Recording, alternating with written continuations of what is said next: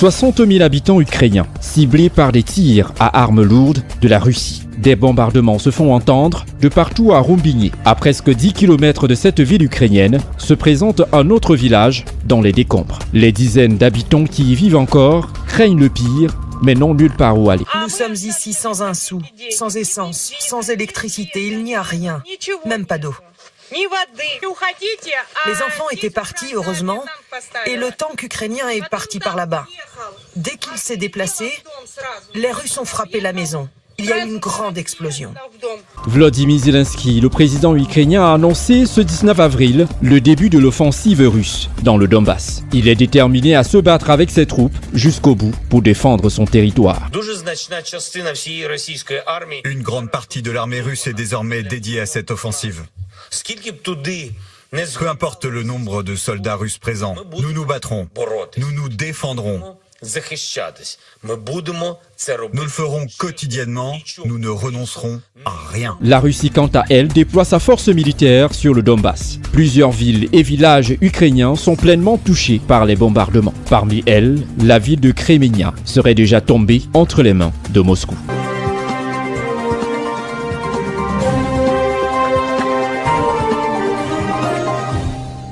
Le Congo et la Guinée équatoriale sont deux pays d'Afrique centrale en plein processus de développement et de modernisation, ce qui exige la disponibilité des espaces pour des constructions, ce qui amène aussi les pouvoirs publics de procéder à des expropriations en vue de la réalisation des projets d'intérêt général. Le ministre d'État, ministre des Affaires foncières du Congo, M.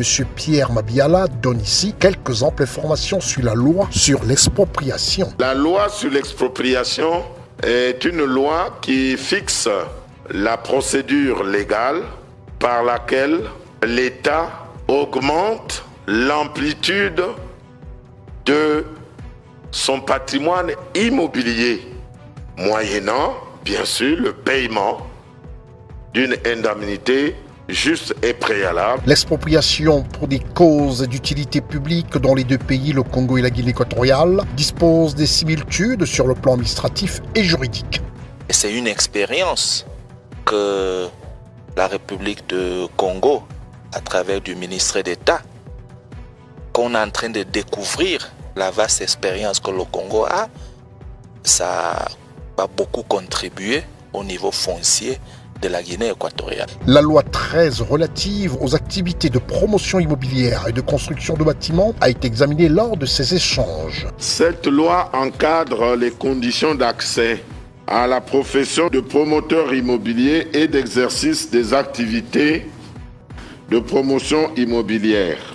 Elle précise la qualité de promoteur immobilier et celle de constructeur d'ouvrages. Cette coopération Congo-Guinée équatoriale sur le partage du foncier aux Congolais, au cadre des Équato-Guinéens, a atteint sa vitesse de croisière vu les réactions des participants.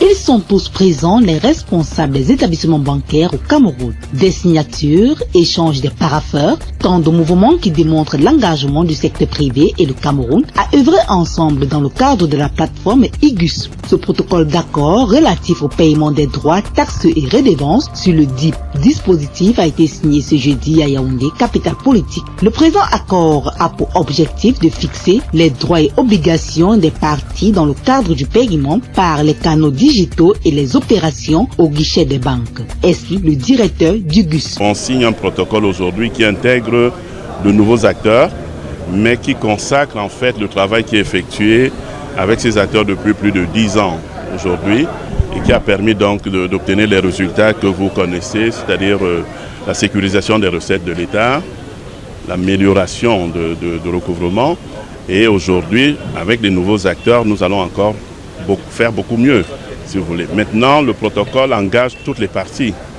parce qu'il y a des engagements au niveau de chaque partie et il faut que ces engagements soient respectés. Le précédent protocole date de 10 ans, il était donc important de le reviser aujourd'hui et de faire en sorte que tous les engagements soient respectés. Vous savez à quel point les recettes de l'État sont importantes, donc il est important que tous ces engagements soient respectés. Assurer la couverture plus large des points de collecte, mettre en place des outils plus performants pour assurer la traçabilité des encaissements et des reversements, déployer à rythme plus fréquent des opérations de réconciliation sont entre autres les missions de cette alliance entre l'État du Cameroun et ses partenaires bancaires. Des responsabilités qui émanent de la performance de ce dispositif. Parti de 123 milliards en 2012 à 880 milliards en 2021, cette plateforme a pu réaliser un montant cumulé de plus de 6 500 milliards de francs CFA en presque une décennie. Un résultat satisfaisant qui appelle de nouveaux acteurs. Le protocole date de 10 ans aujourd'hui et comme tout protocole, il a besoin de temps en temps d'être oxygéné parce que la mise en œuvre d'un protocole peut mettre en évidence quelques manquements et c'est à l'occasion de la révision de ce protocole qu'on corrige ces manquements. La deuxième chose importante qu'il faut noter, c'est que aujourd'hui il y a de nouvelles banques qui sont arrivées sur le marché.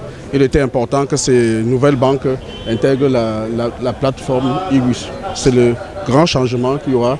Ensuite, il est important de savoir que toute digitalisation apporte une traçabilité, apporte une certaine exhaustivité et c'est le sens de ce protocole. Rappelons que IGUS, plateforme en charge de la collecte des recettes douanières, a été initialement mise en place en 2012. Dans cette première configuration, la dite plateforme s'occupait limitativement de la collecte des opérations hors programme de vérification des importations sous douane. Progressivement, elle a connu des avancées significatives au cours de ces 10 dernières années. Celles-ci concernent plusieurs secteurs, informe le ministre des Finances. Il m'a été rapporté que les délais de reversement fixés à 24 heures n'étaient pas toujours respectés. D'où l'apparition des vocables tels que les reversements fractionnés, les reversements cumulés, qui du reste ont une incidence sur la gestion de la trésorerie de l'État. Fort de ce qui précède, et sur la base d'une volonté partagée par l'ensemble des intervenants, dans le but de maîtriser les contraintes et les risques observés, l'option de refonte du protocole initial s'est avéré incontournable. Le protocole qui va être signé sous peu et dont vous êtes tous les témoins a été élaboré dans un souci d'abord d'une couverture plus large des points de collecte en envisageant à terme la connexion de tous les postes comptables des douanes et des impôts. Ensuite, de mise en place des outils plus performants pour assurer la traçabilité des encaissements et des reversements. Et enfin, le déploiement à un rythme plus fréquent des opérations de réconciliation des données. Mesdames et messieurs, c'est le lieu pour moi de féliciter les équipes qui ont été mobilisées pour travailler à l'avènement de ce protocole. Je voudrais également saisir cette tribune pour exprimer la gratitude et la reconnaissance renouvelée du gouvernement à l'endroit des institutions financières et de leurs associations professionnelles pour l'accompagnement citoyen dont elles font montre au quotidien. Le non-respect des délais de versement fixés à 24 heures. Fort de ce constat, sur la base d'une volonté partagée par l'ensemble des intervenants dans le but de maîtriser les contraintes et les risques observés, l'option de refonte du protocole initial s'est avérée incontournable, d'où la naissance de la signature de ce protocole d'accord.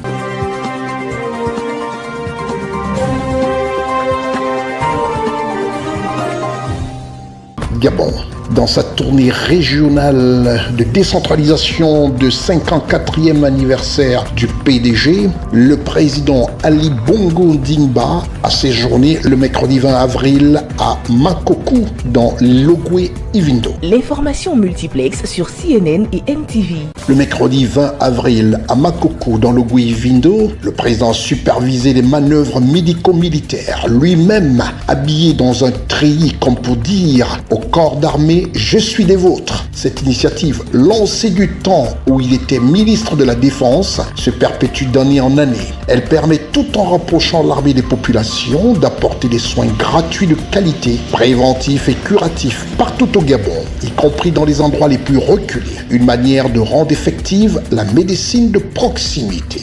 En outre, la visite du chef de l'État dans le Gouy-Ivindo, principalement à Makoko, en sa qualité de distingué camarade, président du Parti démocratique gabonais, il a présenté à la population ogivine le nouveau secrétaire général du parti, le camarade Steve Dzego Dieko, fils de la province de l'Ogooué-Vindo et qui symbolise la place privilégiée faite à la jeunesse. Par la suite, Ali Bongo Ondimba, le président de la République, a inauguré le siège de la direction provinciale de l'immigration à Makoko.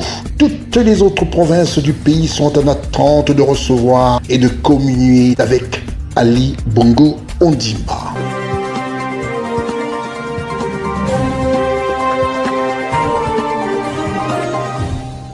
Après avoir doté les mairies de la cité capitale des motos tricycles, le super maire de la ville de Yaoundé, Luc Messia Tangana, accompagné du directeur général de la société de ramassage d'ordures Isakam, a poursuivi son action ce mercredi 20 avril en dotant les chaufferies traditionnelles du Fundi de 7 motos tricycles et d'une somme de 300 000 francs chacune pour le carburant en vue de lutter de manière efficace contre l'insalubrité. À travers cet important don de matériel d'assainissement au chef traditionnel, le maire de la ville de Yaoundé voudrait maintenir les quartiers et villages de la capitale politique du Cameroun dans la propreté. Il s'avère nécessaire de préserver les acquis positifs de cette CAN, de maintenir la dynamique insufflée lors de cette compétition, dynamique consistant à maintenir Yaoundé dans un état de propreté, de salubrité constant. D'où l'appel que je voudrais lancer dans le cadre de cette réunion aux chefs traditionnels, tous grades confondus, du département du Fundi, surtout dans le sens du renforcement de leurs actions en matière d'hygiène et de salubrité auprès des populations dont ils ont la charge. Il va de soi qu'il s'agit d'une mission classique des chefs traditionnels. Mais le rappel de cette importante mission me semble opportun, tout comme le renforcement des moyens d'intervention des chefs afin qu'ils puissent prêcher par l'exemple. Les ordures sont produites par les ménages, lesquels doivent aussi assumer leurs responsabilités vis-à-vis des dites ordures pour ce qui est de leur gestion ou traitement au niveau des quartiers et des villages. Une vision soutenue par le président directeur de la société de ramassage d'ordures ménagères, Isaka. Pour lui, ce geste du maire de la ville est un véritable appel au secours aux autorités traditionnelles dans la lutte contre l'insalubrité. L'autre réaction, c'est toujours celle du commissaire central numéro 1 qui a évoqué que dans son quartier, il y a une collecte personnalisée. Que cette collecte est personnalisée moyennant paiement de carburant. J'avoue que ce n'est pas dans les usages d'Isakam, mais monsieur le commissaire divisionnaire sait très bien que quand on commence à personnaliser un service, il y a des contreparties non appropriées. Donc, je pense qu'il le sait mieux que moi. Ce que nous devons essayer de faire, c'est combattre ces genres de services personnalisés. Parce que l'entreprise n'est pas au service d'un individu dans un quartier. S'il y a une collecte, la collecte est pour toute la population. Elle ne saurait être perturbée parce que cet individu a quitté le quartier. Une action très appréciée des chefs traditionnels de la ville de Yaoundé. Nous disons qu'il est tout juste un départ. Nous pouvons amener les autres, nos frères et sœurs des élites, à consolider le geste que le maire de la ville a fait pour qu'on ait beaucoup plus de matériel et pour la bonne gestion de nos ordures. Je voudrais donc enfin dire merci au chef. Vous avez mérité parce que les problèmes que vous avez posés m'ont fait de la joie au cœur parce que vous avez été responsable dans toutes vos préoccupations. Je suis fier de vous représenter au niveau de la région du centre. La dite cérémonie de remise du matériel de travail aux autorités traditionnelles de la cité capitale s'est déroulée au cercle municipal de Yaoundé en présence de Namat Théophiline Guili, représentant du préfet du Foundi, des sous-préfets d'arrondissement et des officiers de la police de la gendarmerie nationale. Les chefferies de la ville aux 7 collines sont désormais bien équipées pour apporter plus de propreté et d'éclat dans la ville de Yaoundé, surtout en cette période où le pays fait face à une épidémie de choléra.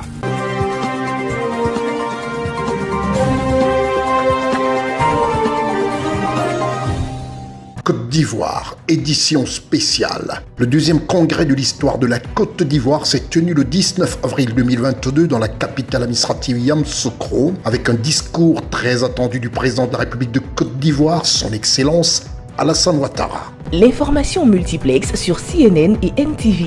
Arrivé à Yamoussoukro aux côtés de son épouse, Madame Dominique Ouattara, le chef de l'État de Côte d'Ivoire rayonnant choisit cette date en plein Ramadan 2022 et à la fin du carême chrétien, au lendemain de la fête de Pâques. Bain de foule, salutations et petites phrases aux uns et aux autres qui tous étaient présents à cette réunion à Yamoussoukro le 19 avril 2022. Une date qui restera dans l'histoire de la politique en Côte d'Ivoire. Étaient présents l'exécutif ivoirien au complet, les membres des deux chambres du Parlement, à savoir les honorables députés avec en tête le président de l'Assemblée nationale de Côte d'Ivoire par intérim, l'honorable Adama Bitogo, et les vénérables sénateurs de la République de Côte d'Ivoire avec à leur tête le président du Sénat Jean-Noël Oussou, en présence du clergé et du corps diplomatique accrédité en Côte d'Ivoire. Le message de bienvenue à tous et l'annonce de la solennité revient de droit à M.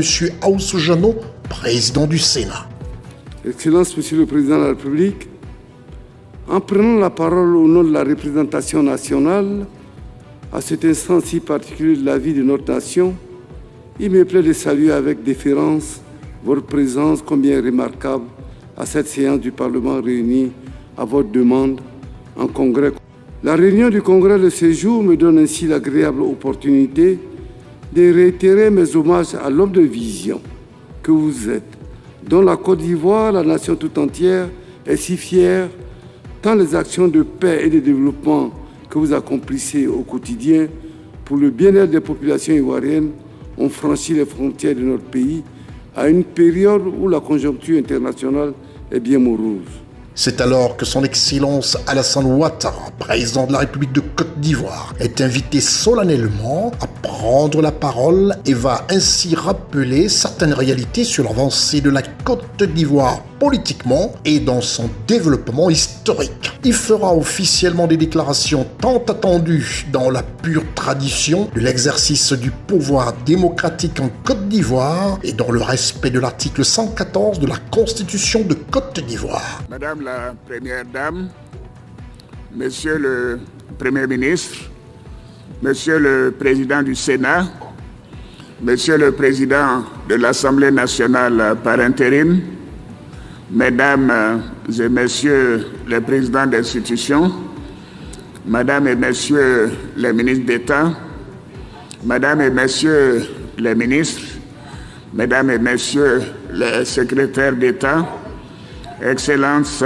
Mesdames et Messieurs les ambassadeurs, membres du corps diplomatique accrédité en Côte d'Ivoire, honorables députés, vénérables sénateurs, Mesdames et Messieurs les officiers généraux et officiers supérieurs, Mesdames et Messieurs les membres du corps préfectoral, Mes Majestés, honorables chefs traditionnels et guides religieux, Mesdames et Messieurs les représentants du patronat, mes chers compatriotes, chères sœurs, chers frères, chers amis. Le gouvernement qui sera mis en place cette semaine sera resserré. Monsieur le Premier ministre, vous avez eu mes instructions à cet effet.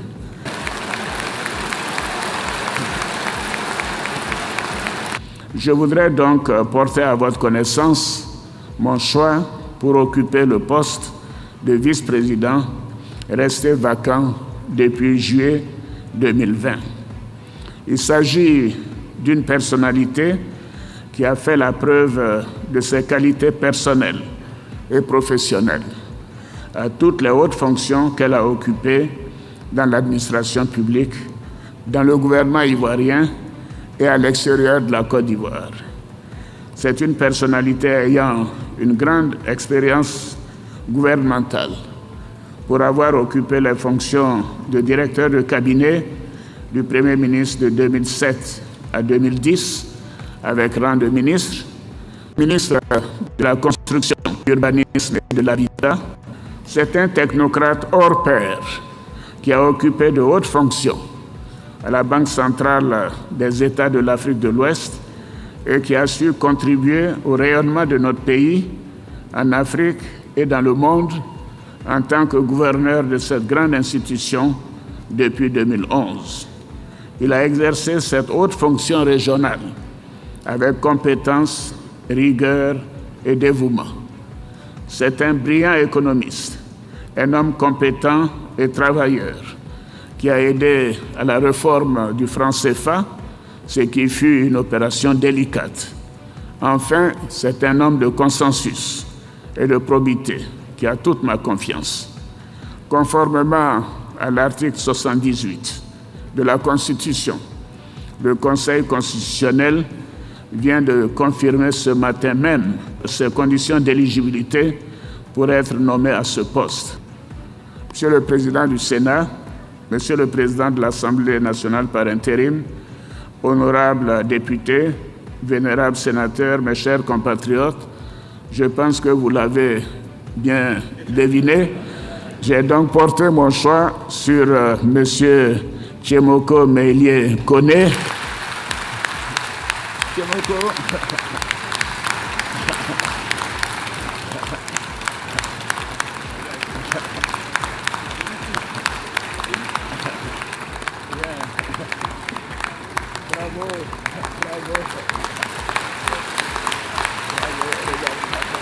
C'est désormais officiel. La Côte d'Ivoire a un nouveau vice-président, un technocrate discret et efficace. Son Excellence, M. Tchemoko Meïlie Koné, est reconduit dans ses fonctions le Premier ministre de la République de Côte d'Ivoire, M. Patrick Achi.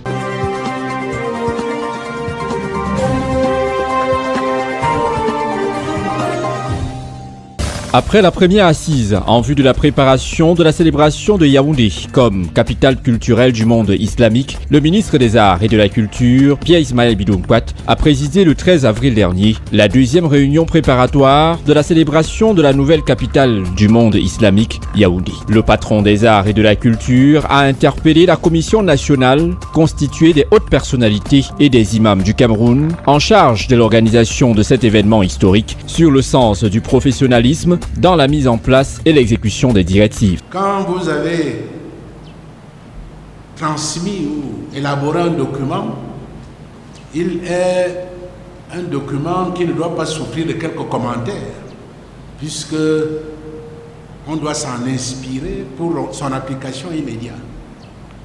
Donc je ne vais pas ici essayer de revenir sur ce qui a été dit. Il y a un secrétariat technique qui va examiner toutes les propositions qui ont été faites pour un document de synthèse. Toutefois, permettez-moi simplement de risquer un plaidoyer, tout au moins de faire un léger plaidoyer sur, il est évident, les grands professeurs sont venus sur la méthodologie du travail qui a permis qu'ils puissent déjà proposer à cette instance, la Commission nationale, un draft qui nous a empli de fierté puisque nous avons déjà un document de travail précis qui ne demande qu'à être enrichi. Pour rappel, Yaoundé a été choisi comme capitale culturelle du monde islamique pour l'Afrique lors de la 9e session de la conférence générale de l'Organisation du monde islamique pour l'éducation, les sciences et la culture en novembre 2015 dans le sultanat d'Oman. Cette deuxième réunion était donc l'occasion pour tous les acteurs en présence de faire des propositions visant à donner un sens unique et spécial à la célébration de la capitale politique du Cameroun, Yaoundé, comme capitale culturelle du monde islamique en Afrique.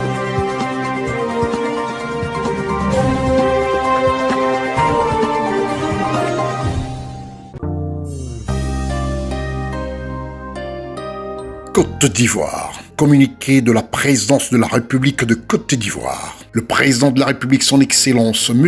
Alassane Ouattara, a procédé le mercredi 20 avril 2022, sur proposition du Premier ministre, chef du gouvernement, M.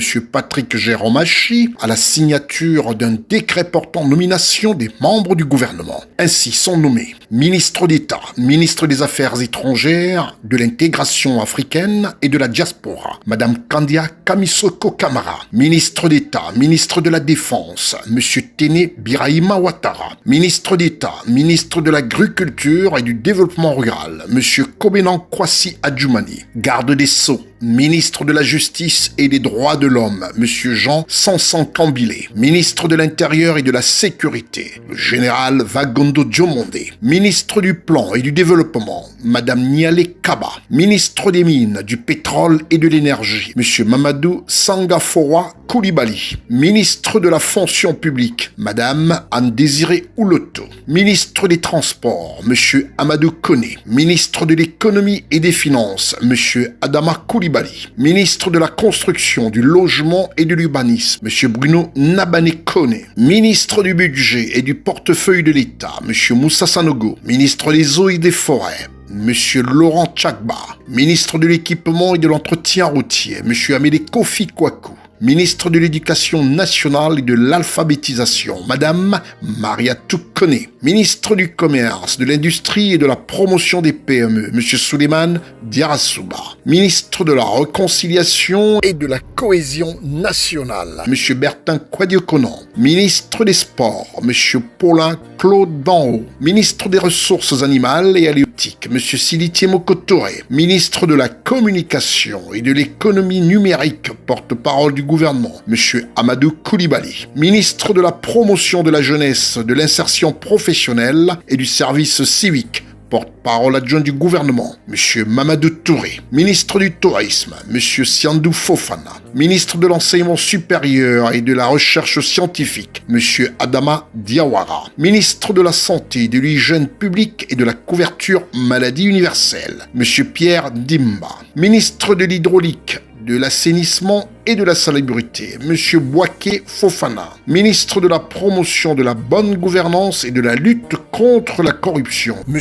Epiphane Zorobi Ballo, ministre de la solidarité et de la lutte contre la pauvreté, Madame Lokbo Miss Belmonde Dego, ministre de l'Emploi et de la Protection sociale, M. Adama Kamara, ministre de la Femme, de la Famille et de l'Enfant, Madame Nassenaba Touré, ministre de l'Enseignement technique, de la formation professionnelle et de l'apprentissage, M. Kofi Nguessan, ministre de la Culture et de la Francophonie, Madame Françoise Remarque, ministre de l'Environnement et du Développement durable, M. Jean-Luc Assy. Le prochain Conseil des ministres s'est tenu le jeudi 21 avril 2022 à 11h au Palais de la Présidence de la République de Côte d'Ivoire, 6 au Plateau, au cœur d'Abidjan. Fait Abidjan, le mercredi 20 avril 2022, le ministre secrétaire général de la Présidence de la République, Abdourahmane Cissé.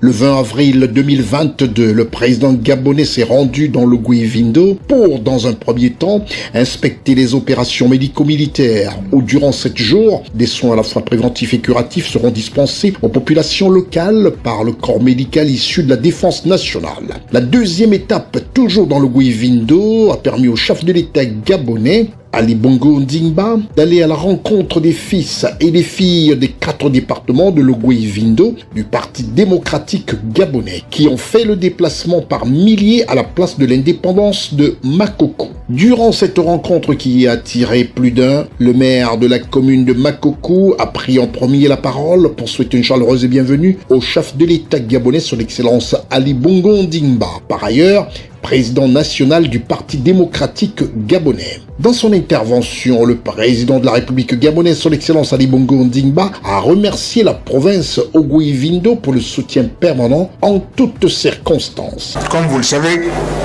différents événements m'ont longtemps privé de votre chaleur. Mais je sais que pendant les moments difficiles, vous avez été à mes côtés, en pensée, en prière, à l'instar des Gabonais de tous les horizons, et je vous en remercie également.